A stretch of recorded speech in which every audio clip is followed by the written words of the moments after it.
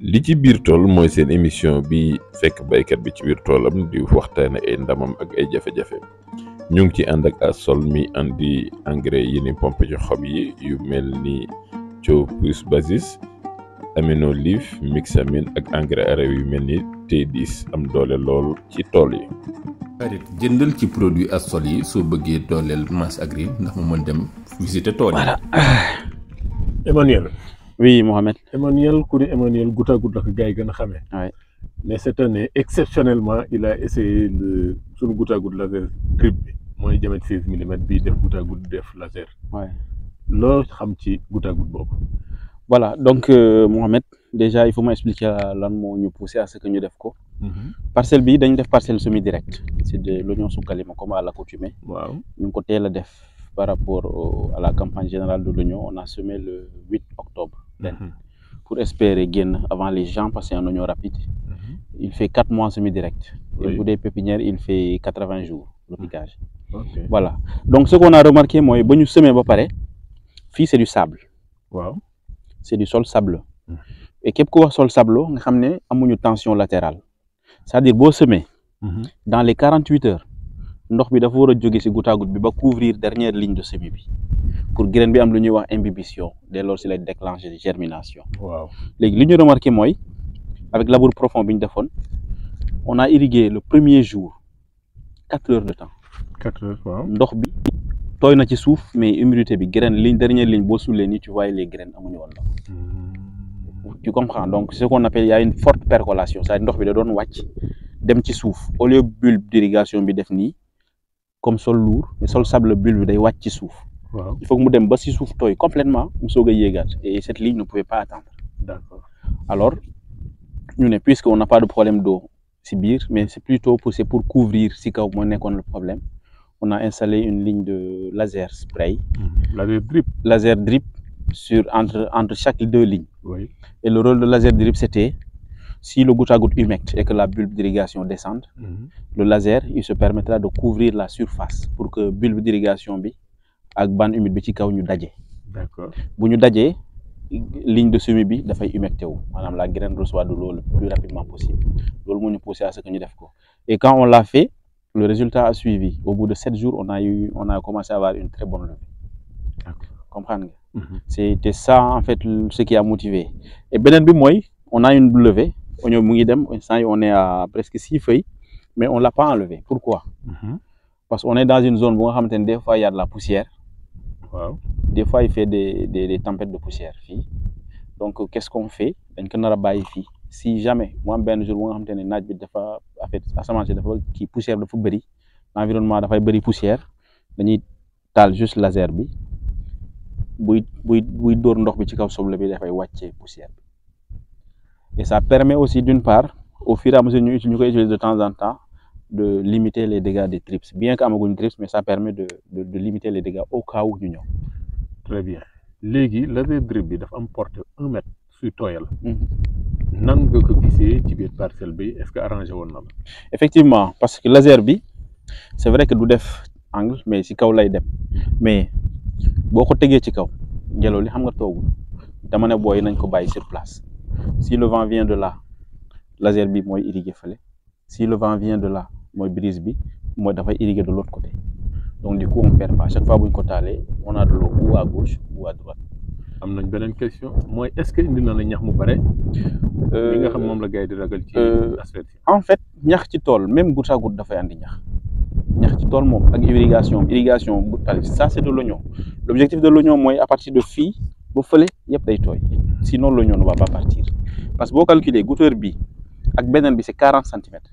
Ça suppose que goutteur bu dafa wara irriguer 20 cm à gauche et à droite. Donc fi même bu irriguer 20 cm à gauche day ñew. Te du yem fi yépp day toy. Donc laser ou pas, di nga am ñax da ngay irriguer. Comprendre nga?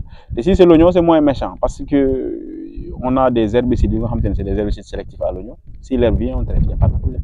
Très bien. Avec des herbages manuels. Des herbages manuels aussi, on l'a fait départ bi, nga xamanteni oignon yi dañuy nek ay 2 feuilles. Ñëmé wo def herbicide bu metti, da ngay def ben herbicide sous dose. L'objectif c'est pas de tuer l'herbe, mais da nga koy bloquer. parce que boo naree rey ñax bi heure boobu noonu da nga sonal soble. Alors on met de l'oxyfluorphène à bas avec une très faible dose comme 200 cc. dañu gis ne dicot yi lay doon yi dañuy taxaw dootuñu màgg yeneen i feuilles dañuy cramé wu mais dootuñu évoluer pendant que l'oignon continue d'évoluer. Aloxyphobe on le met aussi à la dose pleine parce que jotewul dara ak soble. Graminées dañuy dee dicot yi dañuy cramé mais du doy à un moment donné li des ci dicot yi nga xamante ne deewul da ngay obligé récupérer ko donc du coup on a fait un désherbage manuel benn yoon après c'est fini.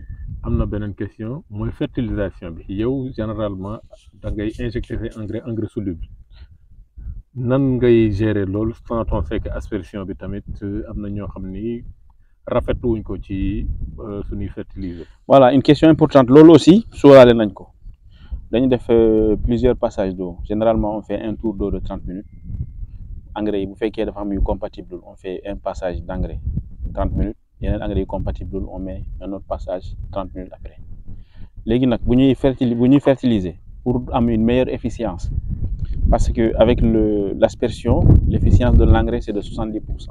À ce stade c'est même moins de 70% parce qu'il y a pas le système racinaire n'est pas conséquent. Le goutte à goutte en temps normal il est de 90% efficience. Donc quand je dis efficience mooy avec laser bi boo defee engrais. waaw luy tuuru fii yëpp da ngay perte. waaw. dara du ko jël day yàqu alors si c'est le goutte à goutte engrais bi daanaka si tout plante yi lay wàcc donc là-dessus on n'a pas de problème. Donc bu ñuy def engrais dañuy tout bonnement déconnecter laser mu des que goutte à goutte. D'accord. L'engrais il va qu'avec le goutte à goutte. Ok. su fekkee ni irrigation bi dafa laaj sox ndox bu bëri wala temps bi neexul wala il fait des coups de chaleur tout ça si la ñuy connecter nag laser bi mu def microclimat tuuti. loolu moo justifié ce que ñu bàyyi ko jusqu'à présent. À la base c'était pour faciliter la germination. Mais on se dit il y a des contraintes environnementales yu nga xamante ni ñu ngi dinañ ñëw dans l'avenir. On a décidé de laisser et de contrecarrer ces paramètres. Mais léegi dans le cadre général boo xam ne hors projet bi la est-ce que aspersion par exemple gis nga ne laser spray yi laser drip yi bari nañ léegi est-ce qu'il est possible à ton avis ñu jël engrais soluble yi injecté ko ci système yooyu. mun na nekk parce que c'est de l'irrigation et que bu fekkee moom mooy irriguer plante bi alors c'est possible parce que plante bi ni muy jotee ndox bi au même titre dana jot engrais bi y a pas de problème. Mais le seul facteur c'est l'efficience. C'est-à-dire bu fekkee da nga mélanger 1 kilo pour tout l'hectare.